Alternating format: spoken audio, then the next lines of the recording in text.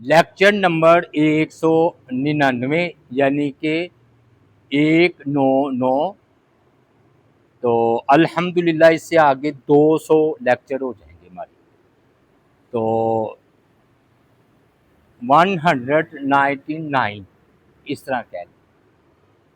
تو آج ہم عمر بن عاص کا نا نجاشی کے ہاتھوں قبول اسلام اور کچھ سریہ کا ذکر کریں گے. تو پہلے ہم ذکر کرتے ہیں سریہ سفیان ابن ابی الاوجاع سلیمی. ہوا یہ ہے کہ نبی علیہ السلام عمرۃ القضاء سے فارغ ہوئے ذوالحجہ 7 ہجری، واپس تشریف لے آئے.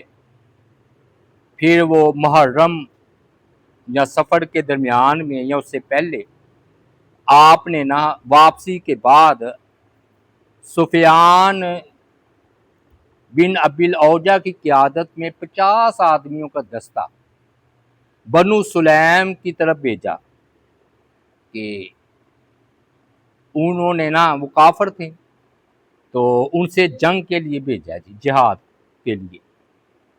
اب ہوا یہ کہ بنو سلیم کا نا ایک جاسوس تھا جو ادھر ہی موجود تھا مدینہ میں، اور 50 کا جب یہ دستہ روانہ ہوا ہے تو یہ جاسوس کو پتہ چل گیا، بنو سلیم کا آدمی تھا، یہ بڑی جلدی ادھر سے نکلا ہے اور جا کے بنو سلیم کو اطلاع دی کہ تمہارے مقابلے کے لیے نا بہت سارے لوگ جمع ہو کر آ رہے ہیں مسلمان. انہوں نے نا مقابلے کے لیے تیاری کی اور بہت سارے لوگوں کو پہلے ہی سے جمع کر لیا، بلکہ اور قبیلوں کو بھی آپس میں ملا لیا. جب یہ صحابہ کرام ادھر پہنچے ہیں سفیان رضی اللہ تعالیٰ عنہ کی قیادت میں، یہ تھے تو 50 ہی، تو ادھر بہت سارے لوگوں کو اپنی جنگ کے لیے تیار پایا اپنے مقابلے کے لیے. انہوں نے اسلام قبول کرنے کی دعوت دی.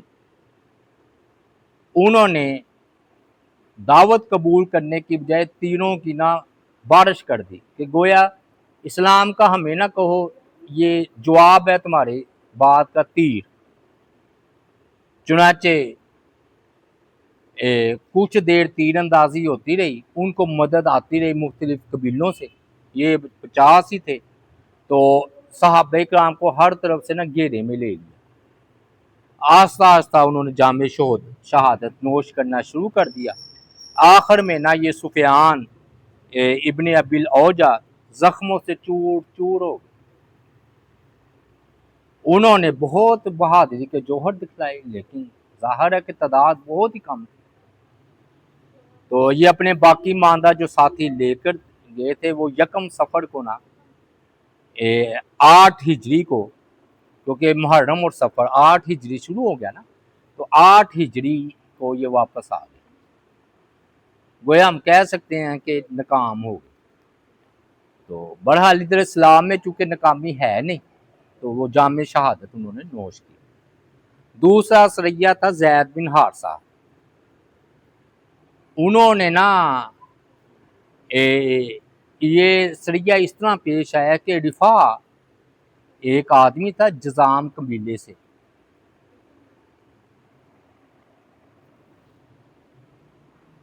انہوں نے نا وہ نبی علیہ السلام کی خدمت میں جو ہے نا وہ حاضر ہوئے ہیں. تو انہوں نے اسلام کو قبول کیا رفاع نے، اور انہوں نے کہا کہ ہمیں ایک امان نامہ لکھ دیں کہ آپ کے اگر جہادی یا فوجی یا صحابہ آئیں تو وہ ہم سے نہ لڑے. وہ یہ خاتم لے کر نا امان نامے کا واپس گئے ہیں اور انہیں بھی اسلام کی دعوت دی. بہت سے افراد مسلمان ہو گئے.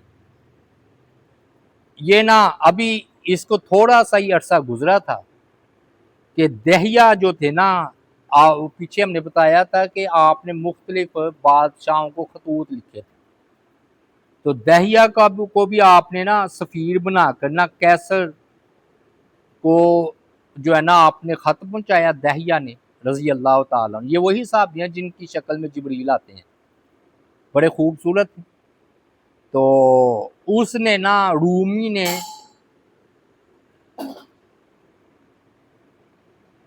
رومیوں نے نا وہ روم کے بادشاہ نے بڑی عزت اور تکریم کی اور ان کو جو ہے نا تحائف دیے تھے بہت سارے اور بڑی شاہی پوشاک بھی دی تھی. اب چونکہ لٹیروں کا زمانہ تھا تو راستے میں نا ایک قبیلہ تھا نا اس کے 2 آدمی الحنید اور اس کا بیٹا اوس، انہوں نے نا ان کا سارا ساز و سامان نا لوٹ لیا اور صرف ایک بسیدہ چادر ہی جو ہے نا ان پر رہ گئی. اس سانے کی خبر یہ بند کر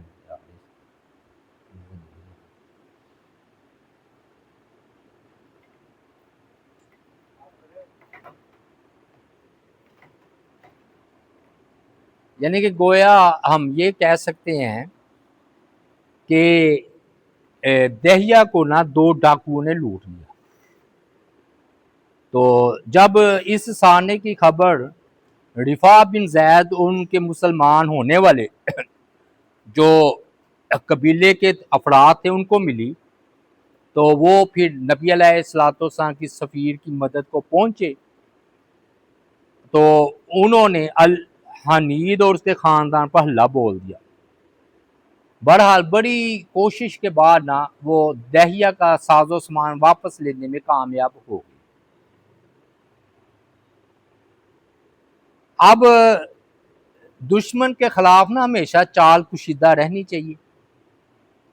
ہوا یہ کہ جب دہیا مدینہ منورہ پہنچے انہوں نے اپنے سفر کی پوری رپورٹ پیش کی اور الحنید اور اس کے بیٹے دونوں کی بدماشی کا بھی ذکر کیا کہ دونوں نے مجھے لوٹ لیا ہے تو آپ اس کو ادب سکھانے کے لیے جو ہے نا میرے ساتھ دستہ روانہ کریں تاکہ یہ ڈاکو آئندہ کسی اور مسلمان کو تنگ کرنے سے باز رہیں. نبی علیہ الصلوۃ والسلام نے ان کی درخواست جو ہے نا زید بن حارثہ کی قبول فرمائی اور 500 مجاہدین کا لشکر روانہ کیا دہیا رضی اللہ تعالیٰ عنہ کی قیادت. تو بلکہ یہ زید بن حارثہ کی قیادت یعنی کہ زید بن حارثہ قیادت کر رہے تھے اور دہیا ان میں شامل تھے اور مقصد یہی تھا کہ یہ ڈاکوؤں کی روک تھام ہو، خاص طور پر وہ 2 افراد الحنید اور اس کا بیٹا اوز. تو یہ لشکر نا ایک رہبر ساتھ لے لیا، اس کی رہنمائی میں نا روانہ ہو گیا. اب خفیہ رکھا ہے وہ نا دشمن سے چال پوشیدہ رہنی چاہیے نا. تو یہ رات کو سفر کرتا، یہ نبی علیہ السلام نے فرمایا تھا، اور دن کو چھپ کر آرام کرتا. 500 افراد تھے اور جب سیدنا رفاع نبی علیہ الصلوۃ والسلام کا خط لے کر اپنے قبیلے میں آئے تو غطفان، وائل، سلامان یہ قبیلوں کے نام ہیں، وہ نا مسلمانوں کے خلاف ایک مقام ہے حرہ ادھر اکٹھے ہو گئے کہ یہ رفاع نے کیا کام کیا ہے، مسلمان ہو گئے تو ہم ان کے خلاف بھی لڑیں. تو اب رفاع جو تھے نا وہ تو ایک اور جگہ تھی کرا ادھر رہتے تھے اور ان کو نا ان قبائل کی سرگرمیوں کا کوئی علم نہیں تھا کہ یہ میرے خلاف اتنے قبیلے اتفاق کر کے لڑنے کے لیے آ رہے ہیں. تو بہرحال یہ نا اب زید بن حارثہ رضی اللہ تعالی عنہ کی قیادت میں جو 500 کا لشکر نہیں روانہ ہوا تھا وہ پہنچ گیا اور انہوں نے نا پھر حملہ کیا اور یہ جو ہے نا الحنید اور اس کا بیٹا اور اسی قبیلے کے 2 اور افراد بھی مارے گئے. مسلمانوں نے نا بڑا مال غنیمت حاصل کیا، مثلا 1000 اونٹ 5000 بکریاں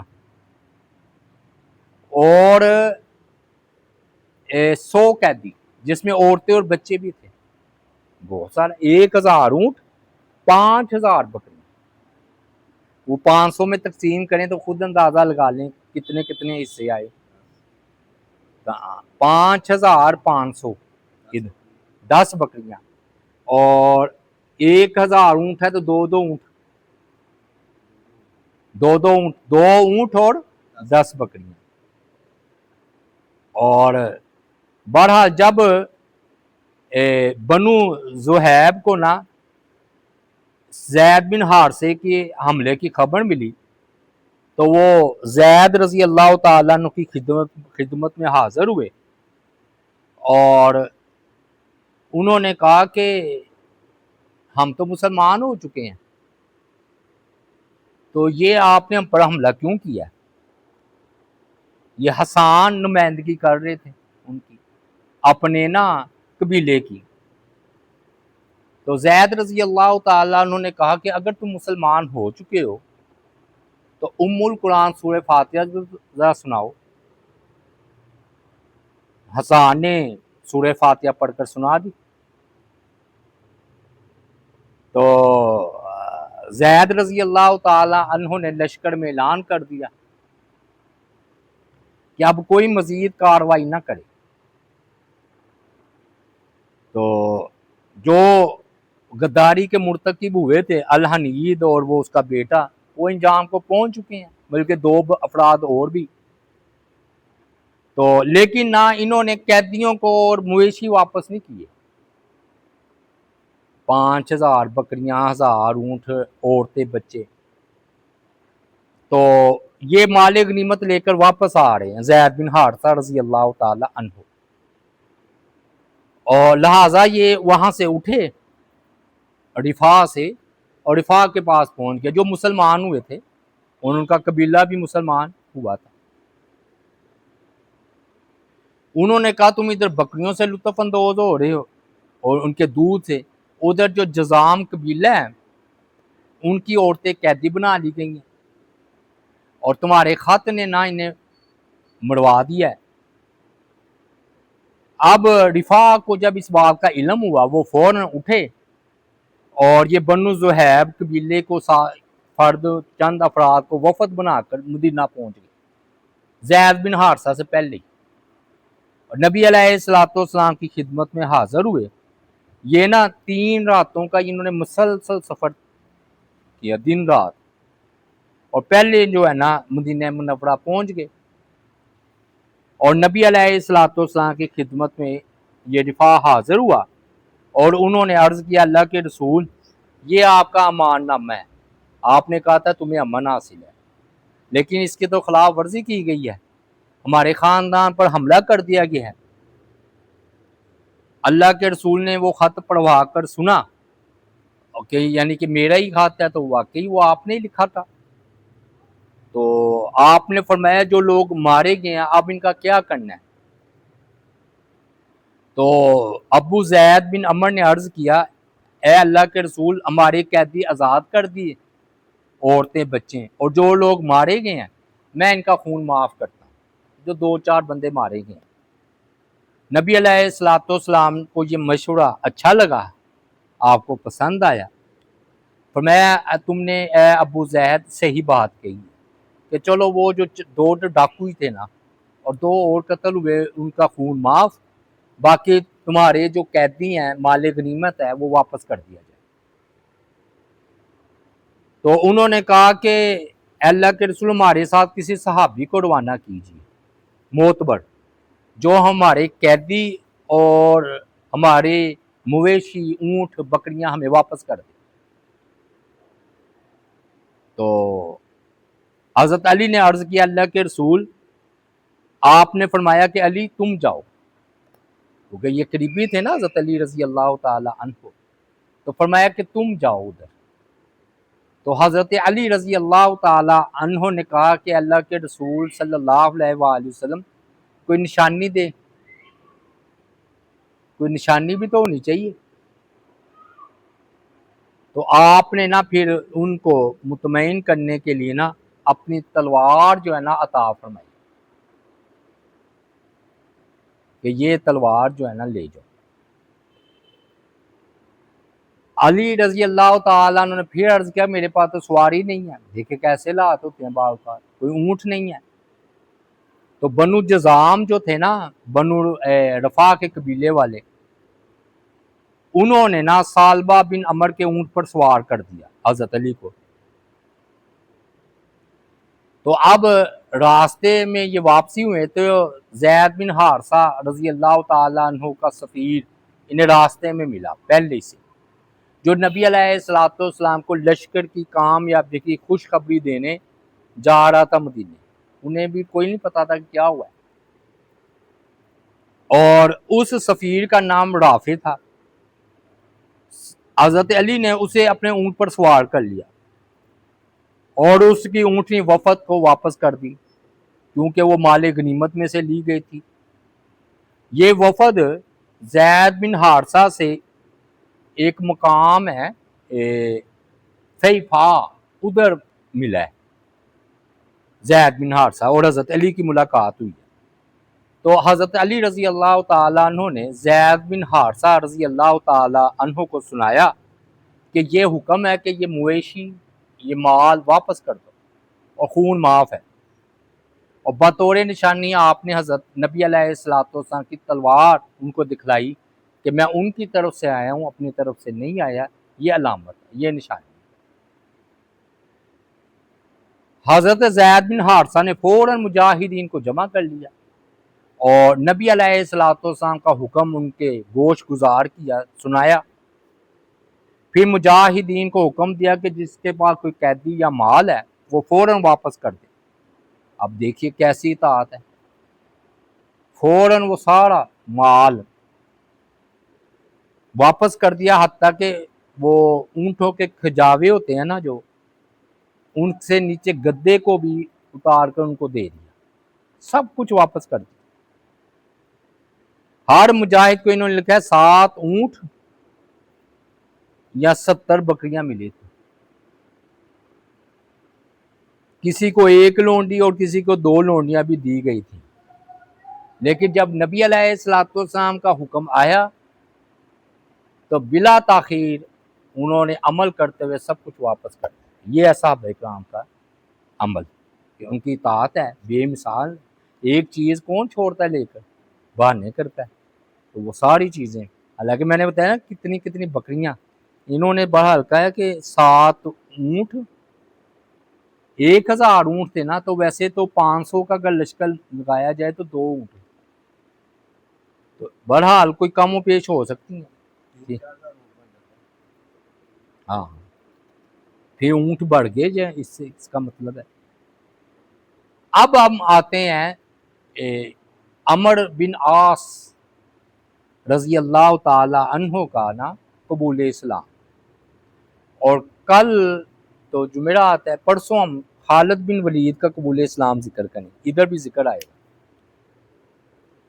اب عمر بن عاص آپ کو پتہ ہے یہ سرداروں میں سے تھے، وہ اپنا واقعہ اس طرح بیان کرتے ہیں کہ میں نا اسلام سے سخت نفرت رکھتا تھا، میں بدر میں مشرکین کے ساتھ تھا لیکن بچ گیا، قتل نہیں ہوا۔ پھر احد میں بھی مشرکین کے ساتھ پہنچا، پھر میں بچ گیا۔ پھر میں خندق میں بھی آیا لیکن ناکام، واپس لوٹ گیا۔ تو اب مجھے اپنے دل میں نے سوچا کہ کب تک پیٹ پھیر کر جنگ سے بھاگتا رہوں گا اور جنگ کرتا رہوں گا۔ مجھے تو ایسا لگتا ہے کہ نبی صلی اللہ علیہ وآلہ وسلم یہ دل میں سوچنے ہیں کہ قریش پر غالب آ کر ہی رہیں گے، اور صلح ہو گئی تو میں آپ مدینہ تشریف لے گئے، قریش واپس مکہ آ گئے۔ تو میں نے کہا کہ یہ تو لازماً مکہ میں نبی علیہ السلام داخل ہوں گے آئندہ سال، تو لیکن میرے لیے تو کوئی ٹھکانہ نہیں، نہ طائف میں، تو میں اسلام قبول نہیں کرنا چاہتا تھا، کیونکہ میرے دل میں نبی علیہ السلام اور اسلام کے بارے میں سخت بغض و عداوت و نفرت۔ پھر میں نے سوچ کر ایک فیصلہ کیا۔ مجھے ایسا لگتا تھا کہ نبی علیہ السلام غالب جو ہے نا وہ آ کر رہیں گے، تو میں نے نہ لوگوں سے ملنا جلنا کم کر دیا، اور پھر اچانک میں نا مکہ آیا اور میں نے اپنے برادری کے لوگوں کو اکٹھا کیا، اور اکٹھا کرنے کے بعد وہ میری رائے کو نا بڑی اہمیت دیتے تھے کہ میری جو رائے ہے نا بڑی اہم ہے۔ تو انہوں نے کہا کہ جو بھی حالات پیش آئے ہیں اب تک وہ مسلمانوں کے حق میں گئے ہیں، تو وہ آہستہ آہستہ نا مسلمان چھاتے چلے جا رہے ہیں۔ ان حالات میں میری ایک رائے ہے۔ انہوں نے کہا کیا رائے ہے؟ اس نے کہا میری رائے یہ ہے کہ ہم نجاشی کے پاس چلیں، وہ عیسائی ہے، اور اگر اس کے ماتحت ہونا مجھے رہنا پڑے تو یہ نبی علیہ السلام کے ماتحت رہنے سے مجھے زیادہ پیار ہے، اور ہے بھی اچھا۔ اگر قریش غالب آ گئے تو قریش تو جانتے ہی ہیں کہ میں سردار ہوں، وہ تو مجھے بڑی عزت سے میں واپس آ جاؤں گا، اور اگر مسلمان غالب آ گئے تو نجاشی کے ہاں چلو اپنی میں زندگی بسر کر لوں گا۔ لوگوں نے کہا یہ تو بڑی اچھی رائے ہے، پروگرام ہے۔ چنانچہ میں نے پتہ کروایا کہ نجاشی کو کیا چیزیں پسند ہے، تو وہ کوئی کھالیں تھی جو اس کو پسند تھی، تو اس نے کئی کھالیں جمع کی، پھر اپنے ساتھیوں کے ساتھ یہ مکہ سے چل دی، نجاشی کے پاس پہنچ گئے۔ اللہ کی قسم ہم نجاشی کے پاس ہی تھے کہ نبی علیہ السلام کے ایک صحابی تھے امیہ، عمر بن امیہ، وہ بھی آ گئے۔ وہ کیوں آئے تھے؟ وہ نا ام حبیبہ کے وکیل، نبی علیہ السلام کے وکیل بن کر آئے تھے کہ ام حبیبہ سے جو ہے نا نجاشی نبی علیہ السلام کا نکاح پڑھ دے۔ نبی علیہ السلام نے انہیں ایک خط دے کر بھیجا تھا، اور آپ نے نجاشی کو لکھا تھا کہ وہ ام حبیبہ ابو سفیان کی بیٹی، معاویہ کی بہن، ان سے آپ سے شادی کرا دیں۔ عمر نجاشی کے پاس آئے، ان سے ملاقات کر کے باہر چلے گئے۔ میں نے اپنے ساتھیوں کو دیکھا نہیں کہ عمر بن امیہ آئے ہیں، تو اگر میں نجاشی کے پاس جاؤں وہ مجھ سے بڑا خوش ہے، تو میں بات کروں کہ یہ نا امیہ کو میرے حوالے کر دے، یہ نبی علیہ السلام کا سفیر ہے، وہ میرے حوالے کر دے گا، میں اس کو قتل کر دوں گا، اس کی وجہ سے قریش بہت خوش ہوں گے۔ چنانچہ یہ پروگرام بنا کر نا میں کہتے جا کر نجاشی سے ملا اور اسے سجدہ کیا، حالت کفر میں جو تھے۔ اس نے کہا میرے دوست خوش آمدید، وہ ان کو جانتے تھے، عمر بن عاص کو، سردار آدمی تھے نا، تو انہوں نے کہا اپنے علاقے سے میرے لیے کوئی تحفہ لائے ہو؟ میں نے جواب دیا بادشاہ سلامت، میں آپ کے لیے بہت سے کھالوں کا تحفہ لایا ہوں۔ پھر وہ تحفہ میں نے انہیں پیش کیا، یہ تحفہ اسے بہت پسند آیا۔ اس نے نا ان میں سے کچھ کھالیں اپنے توشے خانہ میں رکھوا دی، مہر لکھوا دیا کہ کس نے یہ دیے ہیں، اور کچھ اپنے جرنیلوں میں وہ کھالیں تقسیم کر دی۔ میں نے دیکھا کہ بادشاہ کی طبیعت بڑی خوشگوار ہے، اچھے موڈ میں ہے، تو میں نے کہا کہ بادشاہ سلامت، میں نے ایک شخص کو دیکھا ہے، وہ آپ کے پاس سے نکل کر گیا ہے، وہ میرے دشمن کا سفیر ہے، یعنی کہ نبی صلی اللہ علیہ وآلہ وسلم کا، جس نے ہمیں تباہ کر دیا ہے اور ہمارے سرداروں اور بہترین لوگوں کو قتل کر دیا ہے، لہٰذا آپ اسے میرے حوالے کر دیں تاکہ میں اس کو قتل کر دوں۔ دشمنی سے ظاہر ہے۔ بادشاہ نے یہ بات سنی، نجاشی نے بہت ناراض ہوا، اس نے ناک پر ایسا میرے گھونسا مارا یا تھپڑ مارا، مجھے یوں محسوس ہوا کہ میری ناک ٹوٹ گئی، خون کے فوارے نکل پڑے اور میرا سارا جو ہے نا لباس خون و خون ہو گیا. میں خون سے اپنے کپڑوں سے صاف کرنے لگا. مجھے اس قدر ذلت محسوس ہوئی، میں کہتا زمین پھٹ جائے اور میں نجاشی کے خوف سے اس میں سما جاؤں. تو میں نے کہا کہ اے بادشاہ سلامت، مجھے اگر معلوم ہوتا کہ یہ بات آپ کو ناپسند آئے گی تو میں آپ سے ہرگز یہ بات نہ کرتا. مکہ مار کے تھپڑ مار کے لہو لہان کر دیا. اس نے کہا کہ اے عمر، تو مجھ سے اس کے رسول کے سفیر کو مانگتا ہے جس پر وہ عظیم فرشتہ نازل ہوا ہے جو موسیٰ علیہ السلام پر آیا تھا اور عیسیٰ علیہ السلام کے پاس بھی آیا تھا، اور اس لیے مانگتا ہے کہ تو اسے قتل کر دیں. عمر کہتے ہیں اللہ تعالیٰ نے نا میری اسی وقت دل کی کایا پلٹ دی. میں نے کہا کہ اب اتنا کہ نجاشی تک اسلام قبول کر چکا ہے. تو اس نے کہا کہ عمر، میں بادشاہ سلامت، کیا آپ گواہی دیتے ہیں کہ نبی علیہ السلام اللہ کے سچے رسول ہیں؟ کہ عمر میں گواہی دیتا ہوں کہ وہ اللہ تعالیٰ کے پیغمبر ہے. مسلمان ہو گیا تھا نجاشی، جن کی آپ نے غائبانہ نماز جنازہ بھی پڑھی. میری بات مانو اور ان کی اتباع کر لو. جس طرح موسیٰ علیہ السلام فرعون پر غالب آئے تھے، اسی طرح یہ نبی بھی ہر ایک پر غالب آئیں گے. تو میں نے کہا آپ مجھ سے ان کے لیے اسلام کی بیعت لے لیں، یعنی کہ میں مسلمان ہوتا. انہوں نے کہا ہاں. نجاشی نے اپنا ہاتھ بڑھا کر مجھ سے اسلام کی بیعت لے لی، یعنی کہ میں اس کے ہاتھوں مسلمان ہو گیا. ہاں عمر بن عاص، ہاں ابھی بتائیں گے، مدینے بھی گئے. پھر انہوں نے کہا، نجاشی نے اپنا جب اس بیعت کر لی، اس کے بعد اس نے ہاتھ دھونے کا برتن منگوایا، میرا خون دھویا، مجھے نئے کپڑے پہنائے کیونکہ میرے کپڑے خون آلودہ ہو چکے تھے. پھر میں اپنے ساتھیوں کے پاس واپس آ گیا تو انہوں نے مجھے دیکھا کہ نجاشی نے کپڑے مجھے دیے ہیں تو وہ بڑے خوش ہوئے کہ بڑی عزت ہے. حالانکہ معاملہ الٹ تھا، تو انہیں نہیں پتا تھا انہوں نے اسلام قبول کر لی. کہتے میں ان سے ملا تو میں نے پہلے ہی ملاقات میں ان کو اپنی رائے نہیں بتائی کہ میں مسلمان ہو گیا. تو میں پھر خاموشی سے اپنے ساتھیوں سے الگ ہوا، بندرگاہ پہنچا. میں نے ایک کشتی دیکھی، وہ سامان سے بڑی ہوئی تھی.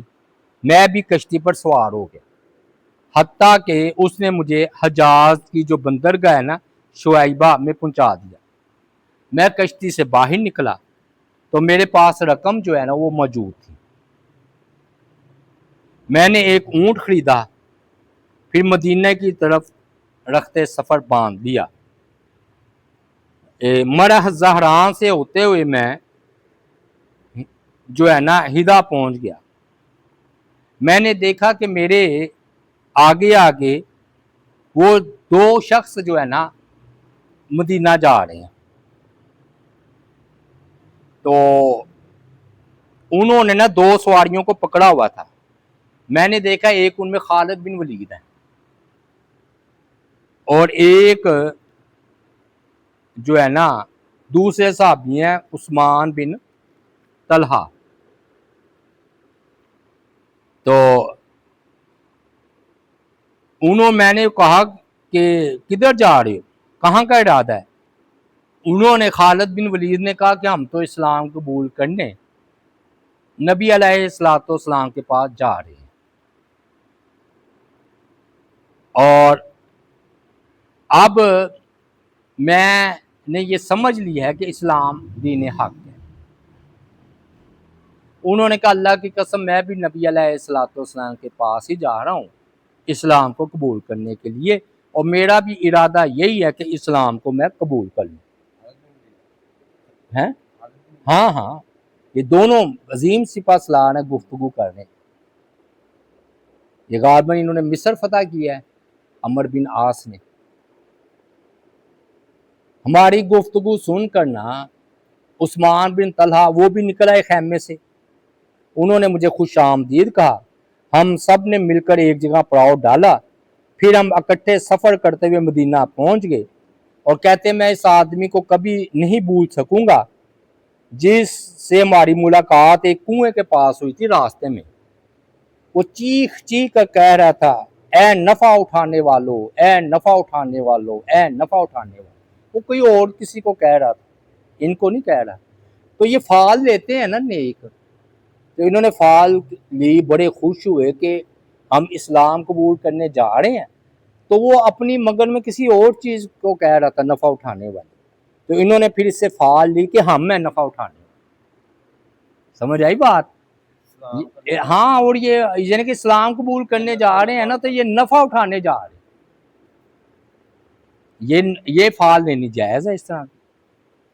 تو کہتے ہیں کہ ہم بہت خوش ہوئے، پھر اس نے ہماری طرف دیکھا، میں نے سنا کہ وہ کہہ رہا تھا کہ یہ جو ہے نا مکہ والوں نے اپنے جگر اٹھا کر دے دیے ہیں، یعنی کہ اس نے محسوس کیا کہ یہ اسلام کو قبول کرنے جا رہے ہیں، تو مدینہ پہنچ گئے ہیں، تو یہ جو ہے نا اسلام قبول کریں گے۔ حالانکہ کہتے ہیں ہم نے ان کو بتایا نہیں تھا۔ وہ تیزی سے بھاگ کر نا مسجد میں چلا گیا۔ میں نے گمان کیا کہ وہ ہماری خبر جو ہے نا وہ نبی صلی اللہ علیہ وآلہ وسلم کو دینے گیا ہے۔ ہم نے مقام حرہ میں اپنے اونٹوں کو بٹھایا، عصر کا ٹائم تھا، عصر کی اذان ہوئی ہے، بلال رضی اللہ تعالیٰ عنہ نے اذان دی، اور صحابہ کرام مسجد نبوی میں عصر کی نماز انہوں نے پڑھی۔ پہلے ہم نے اچھے اچھے کپڑے پہنے، تو پھر نبی علیہ السلام کی خدمت میں ہم دونوں حاضر ہوئے۔ آپ کا چہرہ خوشی سے چمک رہا تھا، گویا آپ کو پہلے ہی سے اطلاع مل گئی تھی۔ خالد بن ولید آگے بڑھے اور انہوں نے نبی علیہ السلام کے دست مبارک پر بیعت کی۔ پھر عثمان بن طلحہ نے بیعت کی۔ پھر میں آپ کی خدمت میں حاضر ہوا تو میں شرما رہا تھا۔ تو یہ آگے بھی ہم بات کریں گے کہ انہوں نے آپ نے بیعت کے لیے آگے ہاتھ کیا تو انہوں نے پیچھے کر لیا، تو نبی علیہ السلام نے فرمایا کہ اے عمر تم کیوں ہاتھ پیچھے کر رہے ہو؟ انہوں نے کہا میری ایک شرط ہے۔ انہوں نے کہا کیا شرط ہے؟ انہوں نے کہا میرے پچھلے تمام گناہ معاف ہو جائیں۔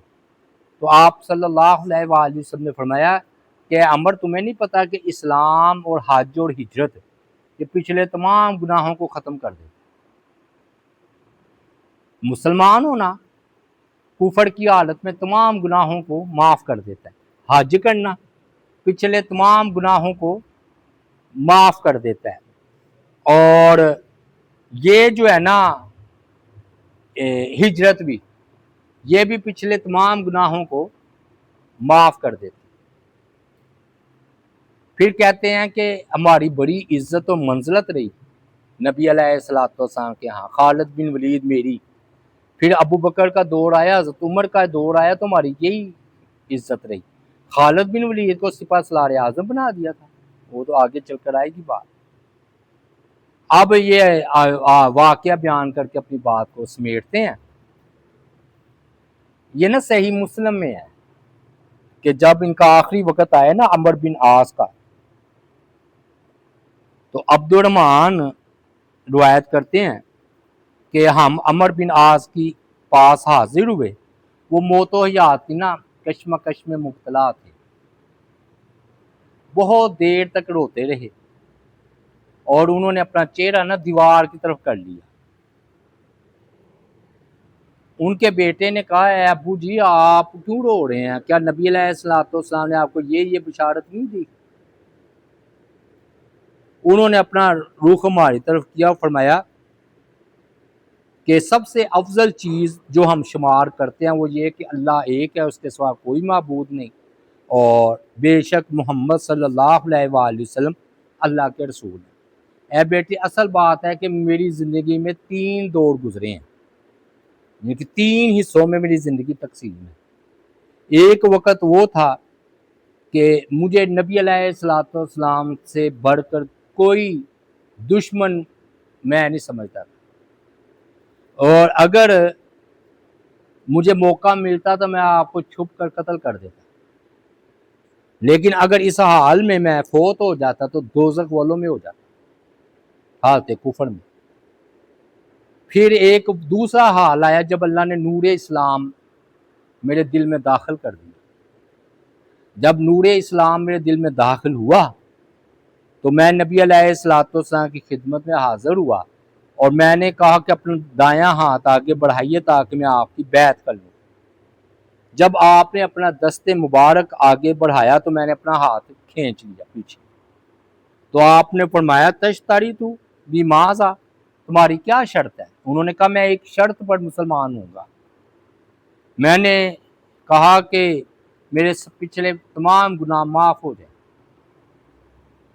تو آپ صلی اللہ علیہ وآلہ وسلم نے فرمایا عمر تمہیں معلوم نہیں کہ اسلام پچھلے تمام گناہوں کو مٹا دیتا ہے؟ ہجرت پچھلے تمام گناہوں کو مٹا دیتی ہے، اور حج سے بھی پچھلے تمام گناہ معاف ہو جاتے ہیں۔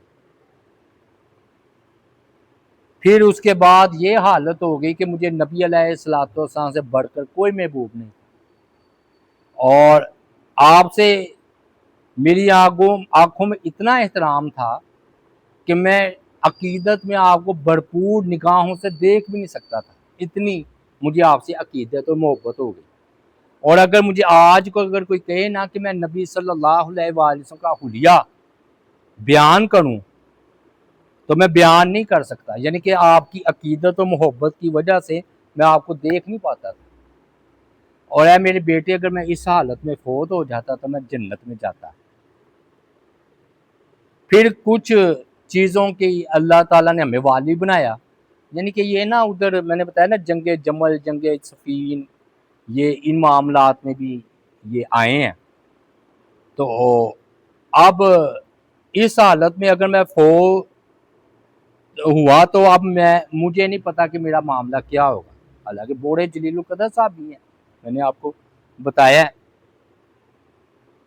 بس اب یہ کرنا جب میں فوت ہو جاؤں تو کوئی نوحہ کرنے والی میرے ساتھ نہ ہو، اور نہ آگ لے کر جانا قبرستان، نہ نوحہ کرنے والی نہ آگ، اور جب تم مجھے دفن کر کے مجھ پر مٹی ڈال دینا پھر میری قبر کے پاس اتنی دیر ٹھہرنا جتنی دیر میں اونٹ ذبح کر کے تقسیم کیا جاتا ہے، اونٹ ذبح ہو کر تقسیم ہو جائے، تاکہ میں تم سے انس حاصل کروں، مانوس ہو جاؤں، اور میں دیکھوں کہ میں منکر نکیر کو کیا جواب دیتا ہوں۔ اچھا یہ جو روایت ہے نا، یہ الفاظ کہ تم ادھر ٹھہرنا تاکہ میں تم سے مانوس ہو جاؤں تو اور میں دیکھوں کہ میں منکر نکیر کو کیا جواب دیتا ہوں، اس سے پتہ چلتا ہے کہ اگر بندہ تھوڑی دیر ٹھہرے ادھر، یہ بڑا اہم نقطہ ہے جو میں آپ کو بتانے لگا۔ دیکھیں انہوں نے کیا کہا ہے کہ تم دفن کرنے کے بعد اتنی دیر میری قبر پر ٹھہرنا جتنی دیر میں اونٹ ذبح کر کے تقسیم ہوتا ہے، تاکہ میں تم سے انس حاصل کروں۔ اب یہ صحابی ہیں جی، اجتہاد سے تو یہ بات نہیں کر سکتے، تو یا ان کی کرامت شمار کر لیں کہ انہوں نے کوئی دعا شعا کی ہوگی خصوصی، دیکھیں نا کہنے میں تم سے انس حاصل کروں اور میں پھر دیکھوں کہ آنے والے منکر نکیر کو کیا میں جواب دیتا ہوں۔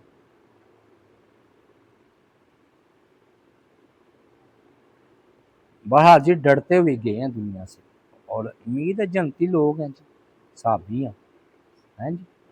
تو یہ آج ہم نے عمر بن عاص رضی اللہ تعالیٰ عنہ کے اسلام قبول کرنے کا واقعہ، اللہ تعالیٰ سے دعا ہے اللہ تعالیٰ عمل کی توفیق عطا فرمائے۔ وما علینا الا البلاغ المبین۔